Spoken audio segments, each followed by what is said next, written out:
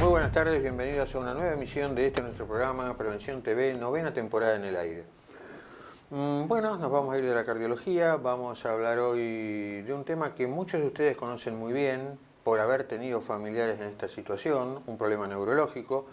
No es el Alzheimer, pero digamos el Alzheimer forma parte de este grupo de enfermedades que conocemos como demencia. Así que luego de un breve corte vamos a estar con el doctor Juan Manuel Poltey, nuestro neurólogo de referencia, investigador él, además de todo este tipo de patologías, para que nos ilustre sobre el tema. Juan Manuel, primero que nada, muy buenas tardes y gracias por tu tiempo. Muchas gracias por la invitación. El primer punto es una pregunta muy de consultorio. No es raro que venga algún paciente nuestro, venga con el papá y nos diga: doctor, estoy preocupado porque el viejo se olvida de las cosas. Paciente setentón, paciente ochentón. Y la primera preocupación es la que todo el paciente tiene en la cabeza, que es decir, uy, se empezó a olvidar de las cosas, ¿tendrá un Alzheimer? Te viene a preguntar esto. Entonces, lo primero que te quería preguntar, si bien el programa está enfocado a demencias en general, ¿cómo hacer la diferencia? ¿Qué diferencia hay entre alguien que olvida las cosas y alguien que tiene una demencia? Bien, mira, nosotros nos enfocamos, nos paramos frente a una situación que es la que vos decís.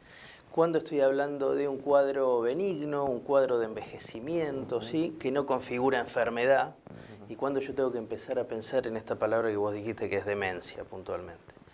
Entonces va a haber parámetros simples que yo voy a hablar tanto con el posible enfermo, le voy a dar mucha relevancia a lo que me cuenta el cuidador, en este caso será el hijo, y voy a tener después la posibilidad de progresar en estudios más profundos, puntualmente imágenes, o lo que tenemos que seguir insistiendo son los test cognitivos, que son ejercicios que después los vamos a hablar. Puntualmente, como concepto básico, olvido, o lo que en neurología hablamos de trastorno cognitivo leve, lo tengo que tomar como un paciente que se olvida algunas cosas recientes, pero bajo ningún punto de vista eso lo dificulta en su vida diaria. Es un paciente que sigue yendo al banco solo, sabe dónde se encuentra con los amigos, sabe a qué hora tiene que tomar los remedios. Ese es un paciente con olvidos que podríamos decir no configuran enfermedad. Ahora, básicamente, la definición de demencia, que es muy abarcativa, yo la limitaría en 4 aspectos, ¿sí? Trastornos de memoria, trastornos del intelecto, trastornos del comportamiento y lo básico, que es cuando esto ya trastorna las actividades de la vida diaria. Ahí me empiezo a preocupar un poco más. ¿Hay una gradación en esto o, digamos, explota, por definirlo de alguna manera, todo junto?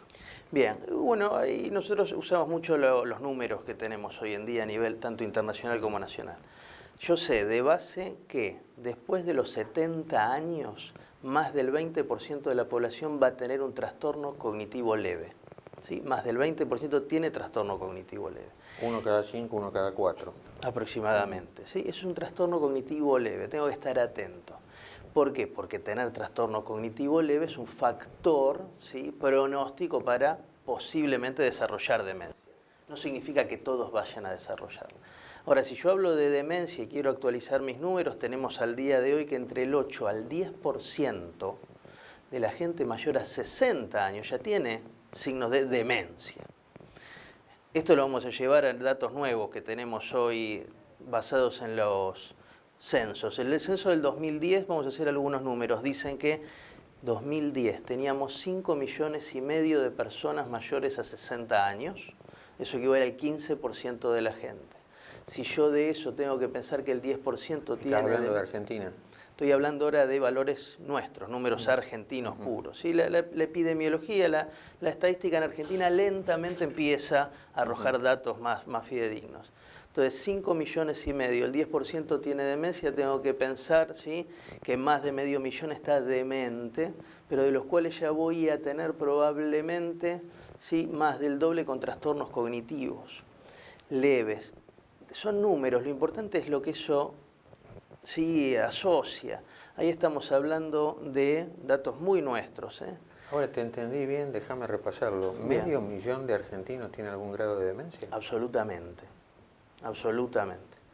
¿Pero qué es eso? Porque uno dice, bueno, medio millón, somos más de 40. Bueno, lo que tiene que saber la gente es que por cada demente, o por un paciente demente, más de 2 cuidadores, habitualmente que son familiares, ¿sí?, se afectan cognitiva y psicológicamente. El 40% de los cuidadores de cada paciente con demencia pierde o deja el trabajo. ¿Por qué? Porque tiene que cuidarlo. Entonces tiene que optar, bueno, tengo la posibilidad económica de contratar 3 turnos de cuidadores, de enfermería en mi casa. Entonces para eso tengo que trabajar más. La realidad es que no puedo trabajar más porque no me rinde, terminan perdiendo el trabajo para cuidarlos ellos por menos plata. Y eso que lleva, que es un paciente que está en un entorno con un paciente enfermo, ese cuidador se deprime, ese cuidador no interactúa con el entorno, ese cuidador va a estar más cerca de un trastorno cognitivo cuando llegue a la edad del paciente. Así que esos números... ¿Es pronóstico para un trastorno cognitivo en el cuidador? Absolutamente, también? No significa que los cuidadores se vuelven dementes. No, en absoluto. Lo que significa que tienen, ¿sí?, menos posibilidad de ejercitar la cabeza, nuestras funciones cognitivas, que lo hablaremos más tarde, sí, que son todas pasos que hoy están asociados a prevenir o retrasar el inicio de un trastorno cognitivo.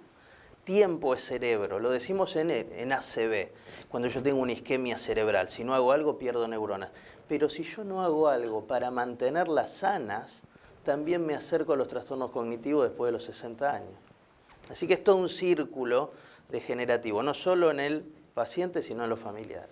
Bueno, este es fundamentalmente un problema de prevención, así que después hablaremos de cómo mantener las neuronas que tenemos sanas. Si tuvieras que hacer una definición más o menos rápida y entendible de qué es demencia, ¿qué dirías? Como yo te decía antes, yo creo que un paciente demente es un paciente que, más allá de olvidarse de las cosas, un paciente que tiene trastornos de la conducta, porque no todos los dementes se olvidan las cosas en los primeros años.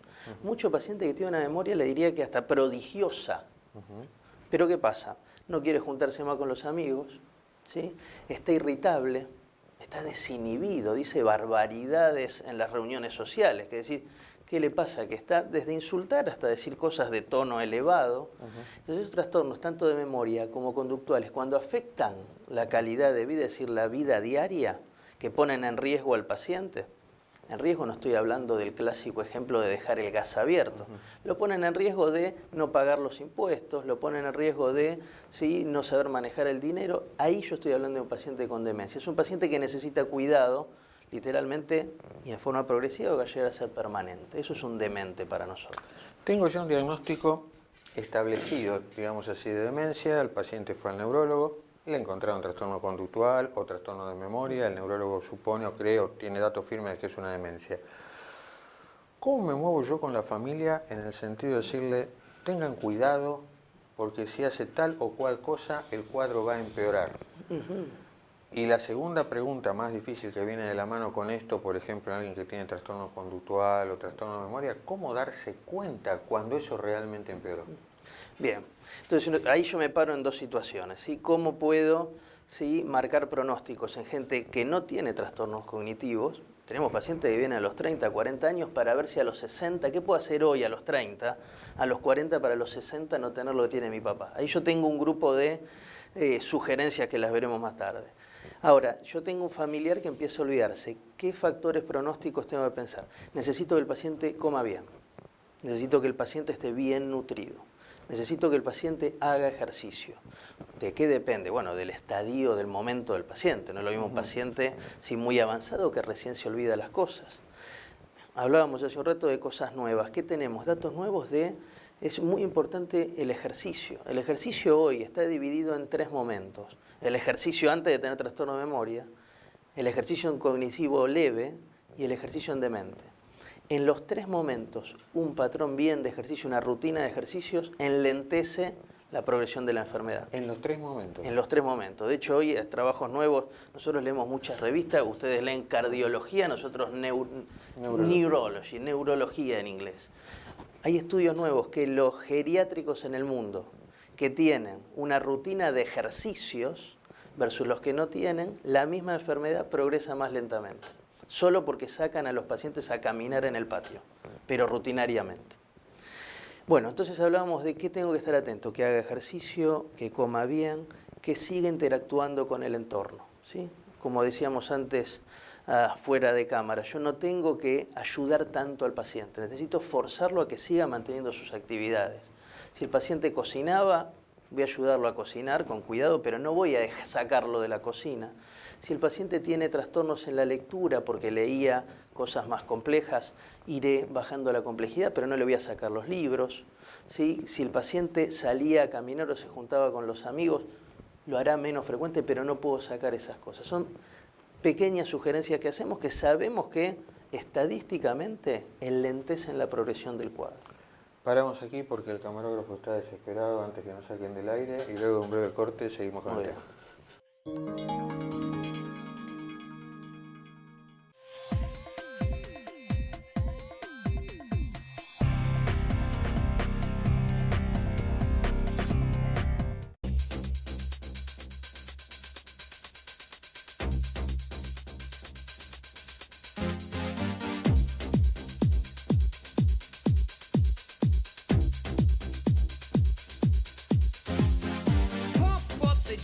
Pump it up while your feet are stumping and the jam is pumping. Look ahead, the crowd is jumping. Pump it up a little more, get the party going on the dance floor. See, 'cause that's where the party's at, and you find out if you do that. A place to stay. Get your booty on the floor tonight, make my day. A place to stay. Get your booty on the floor. Somos FEMEVA Salud. Te ofrecemos la mayor y más amplia cobertura. Visita nuestra nueva y moderna sede, donde podrás conocer planes a tu medida, utilizando tus aportes o afiliándote de forma directa. Llámanos al 0800-333-3032. Bransen 309 en Quilmes. Superintendencia de Seguros de Salud. RNMP 414124.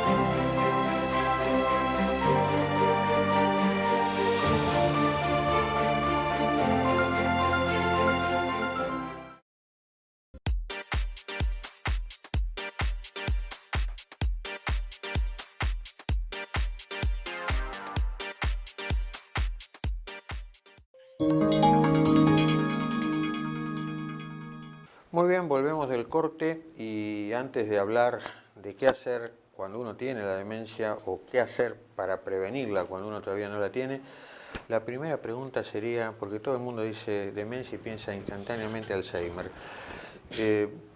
¿cuántas clases de demencia tenemos o por lo menos cuáles son las más importantes? Bien, lo que vos dijiste es tal cual. Se cree que en este momento sí la demencia más frecuente en el mundo por lejos es la enfermedad de Alzheimer.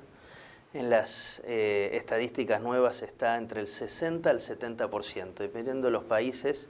¿Sí? Hoy se ajustan mucho los criterios diagnósticos clínicos. El paciente con demencia tipo Alzheimer es el paciente que uno habitualmente cree conocer, que con el envejecimiento se olvida un poquito las cosas, ya después se confunde, ¿sí? Donde había dejado las cosas, empieza a confundir también los tiempos, no me acuerdo qué año es, y después empiezan los trastornos del reconocimiento, ¿sí? Antes de llegar al reconocimiento de familiares no reconoce los lugares, ¿sí? Empieza a equivocarse con los amigos, hasta bueno, ya después tener reconocimientos mucho más complejos como no conocer familiares directos. Esa es la demencia tipo Alzheimer, más típica, no es un paciente difícil de manejar de la conducta. Ahora, hay otras demencias que son mucho más conductuales, ¿sí? Las que hablamos hoy frontotemporales, demencia por cuerpos de Lewy. Son demencias que no son tan amnésicas, el paciente se acuerda de las cosas. Entonces, cuando uno tiene un paciente, ¿sí?, irritable, desinhibido, y le pregunta, bueno, decime exactamente qué leíste en el diario ayer, lo recuerda. ¿Quiénes eran tus compañeros en el jardín y en el colegio? ¿Lo recuerda? Cree que dice, bueno, listo, me quedo tranquilo. No, esto no va por demencia. Sí, puede ir tranquilamente. Y después tenemos demencia que los neurólogos tenemos la esperanza de encontrar porque son las que llamamos reversibles. Una demencia porque el paciente tiene un hipotiroidismo severo, le faltan algunas vitaminas, ¿sí?, o tiene alguna enfermedad infecciosa que todavía tiene tratamiento. Lamentablemente no son las más frecuentes, por lejos son las menos frecuentes, pero es cierto, no toda demencia es un paciente grande que se olvida las cosas, ¿sí? Cuidado con la conducta, puede ser un marcador temprano de demencia. Bien, eso quedará en manos del neurólogo tratante poder discernir qué es qué, pero resulta interesante que la gente piense no siempre olvidos es sinónimo de demencia, sino que hay otros síntomas. Bien, la pregunta siguiente remite a algo que dijiste en el primer bloque. Alguien que tiene 30 o 40 años y te viene a ver hoy porque no quiero terminar como papá. ¿Qué se puede hacer para prevenir demencia? Bien. O para entrenar esa neurona y mantenerla sana. Hoy hay todo un boom de qué hacer cuando soy joven. De hecho, ya no es solamente comparar, ¿sí?, mis resultados en escalas de memoria, en test de memoria, sino que hoy tenemos la posibilidad de medir la funcionalidad del cerebro con resonancia magnética, se llama resonancia magnética funcional y volumétrica. Yo puedo medir específicas áreas del cerebro que se van a asociar, si yo las pierdo, con trastorno de memoria, otras áreas van a ser más con lo conductual. Entonces hoy tenemos trabajos muy impresionantes, trabajos de a 40 años que se empezaron a hacer en los años 60, los años 70. Resumen de todo esto, ¿qué sabemos? Cosas que no pensábamos que iban a ser tan importantes. Desde chiquito hasta los 30 años, cuanto más tiempo tengo yo de juegos, de actividad en espacios verdes, mejor me va a ir comparado con la gente que vive en ciudades donde no hay espacios verdes. Esto no es solamente un concepto. El estudio de la resonancia funcional muestra áreas del cerebro más desarrolladas en gente que vive en espacios verdes que los que viven hacinados. Tema simple. Segundo tema, sí, la actividad mental. Cuanto más años de estudio tengo yo, antes de los 30 años les voy a hablar ahora, cuanto más estudiantes de los 30 años, ¿sí?, voy a desarrollar la demencia, si genéticamente la iba a desarrollar, mucho tiempo atrás, mucho tiempo puedo retrasar. O sea que cuanto más estudié antes de los 30 años, menos chance de olvidarme las cosas, ¿sí? Después tenemos estudios nuevos sobre meditación. Los neurólogos ahora hablamos del silencio mental y la gente que hace yoga. El yoga como si parte del entrenamiento mental retrasa la aparición de olvidos. Y por último, revolucionario todo el tiempo, pero con números y con economía. Disminuye los costos el paciente que hace ejercicio. El ejercicio no solamente mejora el colesterol y la funcionalidad del corazón. Por distintos factores que nosotros decimos tróficos regenerativos, las neuronas se conservan más. Vamos a parar ahí porque te quiero hacer una pregunta. No solo el colesterol, sonó casi con desprecio, pero no importa. ¿Qué tipo de ejercicio o no hay ninguna diferencia? ¿Tiene que ser aeróbico, tiene que ser isométrico, algún tipo de ejercicio puntual o cualquiera? ¿Y cuánto tiempo? Todos los ejercicios son buenos. Ahora, si yo puedo optar, sabemos estadísticamente que hacer ejercicio al aire libre es más útil que ir al gimnasio. Hacer ejercicio, caminar todos los días, 30 cuadras. Y si yo quiero mejorar porque puedo correr 30 cuadras, seguramente será mejor. Pero si yo estoy hacinado en un gimnasio con ruido y con una televisión y todo oscuro, eso no es tan bueno como salir a correr por la calle, ¿sí? Ejercicios sin duda que los más completos y aeróbicos, es decir, no estoy hablando Cuando decimos aeróbico, ustedes lo comentan todo el tiempo, que es caminar, bicicleta despacio, nadar en forma prolongada, pero sin resistencia, sin quedar exhausto. Eso es mejor que levantar pesas, por lejos que es mejor. Entonces tratamos de ajustar el deporte al gusto del paciente, a los tiempos del paciente y al momento cognitivo de ejercicios de memoria del paciente. El concepto es que hay que hacer ejercicio en lo posible entre 3 y 4 veces por semana.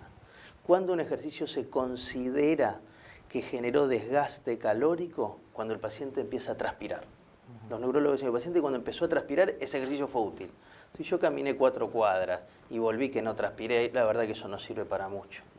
Entonces, ejercicio, espacios verdes, trabajo mental. Cuanto más ajedrez, más ludo, cartas, rompecabezas, damas, cuanto más hice eso yo de chico, eso se llama reserva neuronal funcional.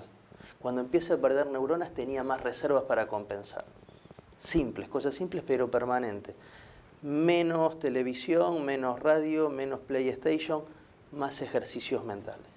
Asusta un poco lo que decís, porque cuando uno se plantea a los chicos de hoy, empezaste hablando de espacios verdes, no hay, seguiste hablando de, bueno, años de estudiantes siguen siendo más o menos lo mismo, terminás de decir cuanto menos tele, cuanto menos PlayStation, me imagino que cuanto menos celular, vamos a tener una reserva neuronal funcional más importante.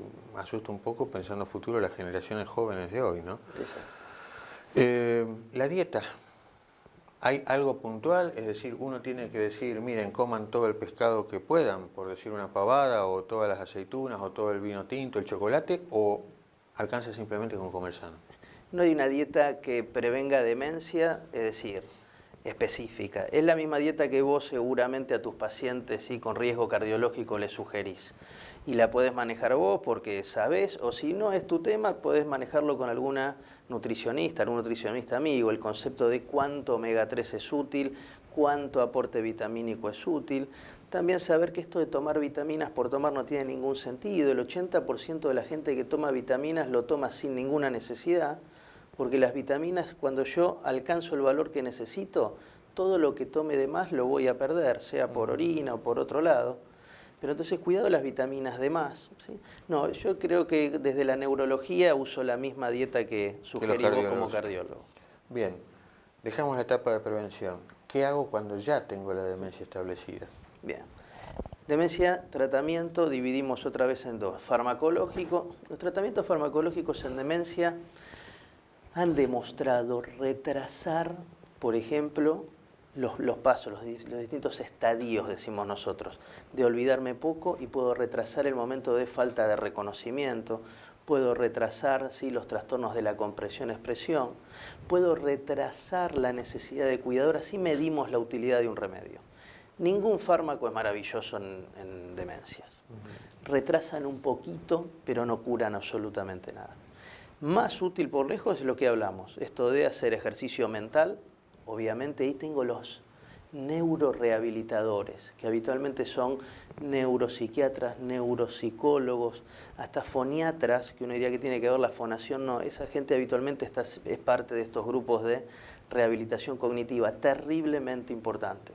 En mi experiencia, probablemente más útil que los remedios, ¿sí? Tienen que ir combinados. Ahora, el paciente después llega un momento que se hace muy difícil el manejo en la casa, porque es un paciente que por su problema de conducta o que pierde la capacidad de manejar esfínteres, es decir, no llega al baño. Es un paciente que voy a necesitar cuidado. Entonces yo estoy en una etapa de necesito cuidado si viene la hecatombe familiar. El familiar que dice hay que internarlo rápido, el familiar que dice no, vamos a tratar de mantener al abuelo o a la madre en la casa. Y ahí que viene, y bueno, viene lo que dijimos antes, ¿sí? Hay gente que ya va a trabajar menos, va a rendir menos en el trabajo, va a estar hacinado con el familiar. Entonces esto va a ser muy artesanal, es decir, hay familias que pueden, ¿sí?, sin afectarse, alternarse, va uno, va el otro, tienen la posibilidad económica de tener 3 turnos de cuidadores, porque no hay un cuidador de 24 horas, no sirve, pues se cansa. Entonces yo evaluaré si puedo tener 3 turnos de, sea enfermería o cuidado, veré si puedo adaptar la casa, porque hay gente que vive en un primer piso sin ascensor, solo por escalera. ¿sí? Ese paciente lo voy a tener que subir y bajar cuando tenga que ir a hacer controles, ¿sí? Es un riesgo. Y la internación. La internación, nosotros creemos que la internación temprana, en un lugar, ¿sí? Bien preparado, donde no solamente al paciente se le da de comer y se lo acuesta y se lo medica, no.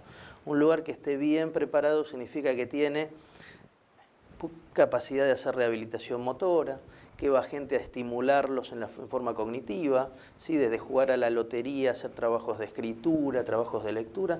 Cuanto más temprana es la internación, habitualmente tenemos mejores resultados. El paciente se infecta menos, ¿sí? La familia está mejor porque lo va a visitar, ¿sí? Puede seguir desarrollando su vida normal. Entonces, la internación temprana es mejor estadísticamente, ¿sí? Económicamente, ¿sí? Que mantener al paciente en una casa. Siempre vamos a tener que evaluar qué es un lugar bueno y qué es un lugar malo. Eso es otro tema. La recomendación sería final en este caso que la toma de decisión sea familiar, o la toma de decisión la debería, partiendo de esto que comentás, del desgaste del cuidador, del desgaste de la familia, y sobre todo por este último punto, la detección temprana. La decisión debería ser del facultativo, o por lo menos el consejo. Nosotros nos juntamos con la familia y le damos nuestra sugerencia.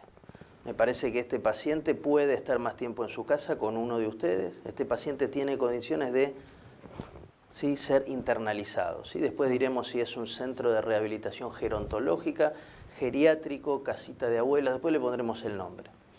Pero ese paciente va a estar mejor cuidado en un lugar específico que en la casa con dos personas que no manejan ancianos. Bueno, Juan Manuel, vas a tener que contestar preguntas en las redes sociales porque literalmente nos están echando.